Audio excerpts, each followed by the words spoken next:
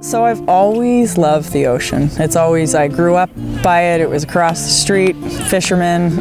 So then during the pandemic, when we weren't allowed to do anything, I spent a lot of extra time at the ocean, and I started really realizing how much garbage there was washing ashore.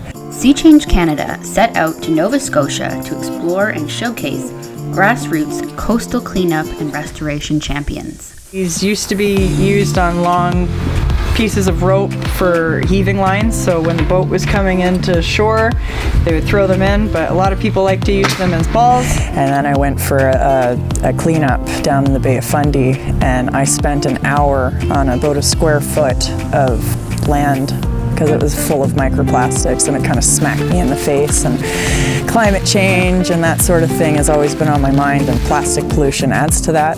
My 2 children are very important to me in their future, so it just kind of all started coming together as this idea. Scotian Shores goes a step further, engaging in a circular economy by combining community shoreline cleanups with social entrepreneurism in refurbishing the discarded, particularly rope. People message from BC that say, I did a cleanup because I seen you do this. Yeah. You know. Right now we're in Eastern Passage, which is actually where my home base is. And we just started making these, so big rope basket. I grew up in a fishing family actually, so many generations of fishermen, and I think that's part of the reason that I have my love of the ocean. I am a reservist. I work with cadets. I've been a singer-songwriter and traveled North America. I've got 2 CDs. I've got some environmental songs, of course, in there. And I shed a tear. There isn't any more ice to see.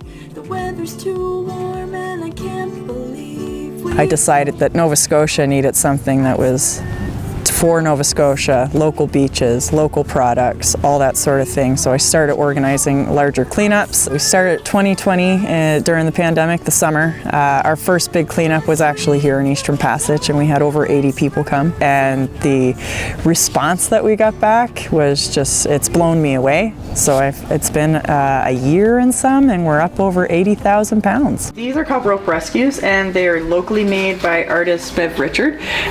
They're made from, this one in particular is end-of-life fishing gear. So this is rope that we've got either from the landfill, because we will go dumpster diving, or from the fishermen, because we try to make friends with them and get them to give us the rope before it goes to the landfill. So the money that we're raising from the products that we're repurposing actually gets funded back into the cleanups.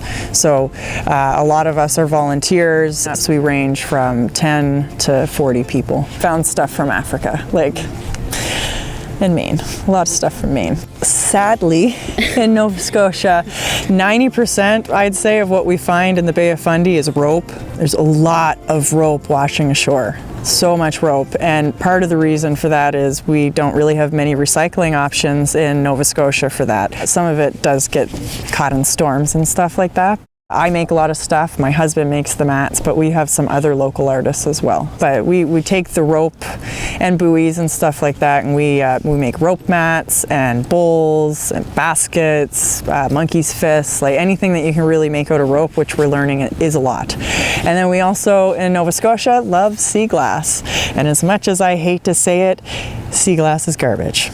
But we take it and we make something beautiful out of it. So we have ornaments and bracelets. That is 1 piece of Nova Scotia sea glass in it, and we say for every bracelet, 1 pound of garbage will be removed from the shorelines of Nova Scotia. So there's all kinds of different ones here. I love rainbows, so we always have rainbows. Yeah, so if you're an artist and you repurpose things out of beach finds, then come let us know. We go to the markets, so the Alderney Market, which is in Dartmouth every Saturday. And then there's lots of other stores that carry our products. So there's a Kismet Design behind you, and Violet Unicorn. Reduce, reuse, recycle. Nautical Waters. Oh, She's from Ontario. She's 16. She gets rope from us actually and repurposes it into things, and then the money she makes she donates back to groups like us or the Cape Breton Environmental Association, or it's great. I learned knot work actually through Sea Cadets. That's how I learned how to tie these.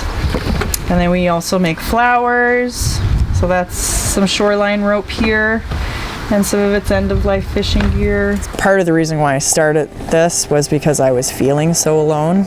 So a big part of Scotian Shores is connecting everybody, because there's a lot of places we go where the locals might be cleaning up the beach, but so much is washing ashore, they just get overwhelmed. So then when they see another group of people coming to help, it just kind of lifts their spirits and shows them they're not alone.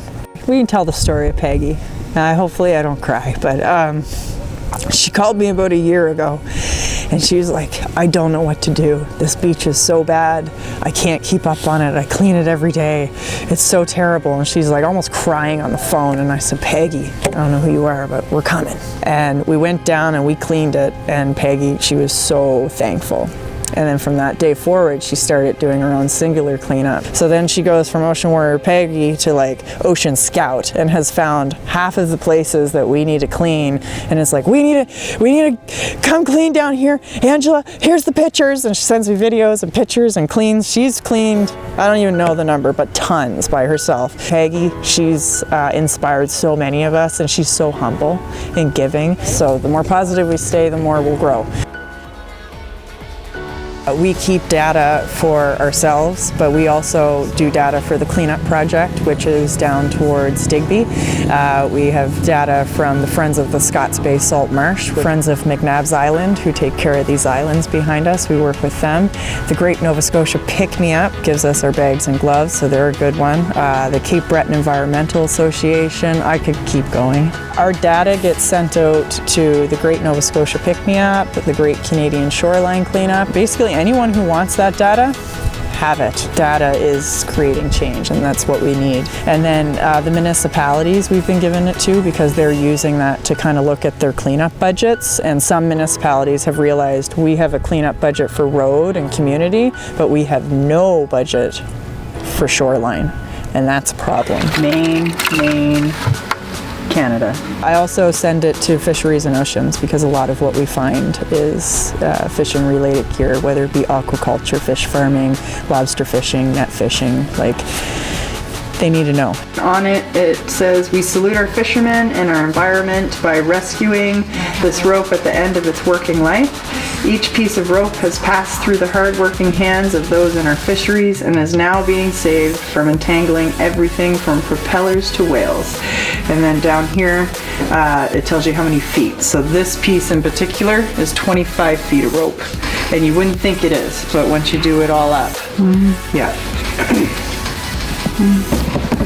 This is the story of us going and cleaning and showing that we can do something, and getting other people seeing that we can do something, and every bit counts. So if you stop flicking those cigarette butts, that's going to help.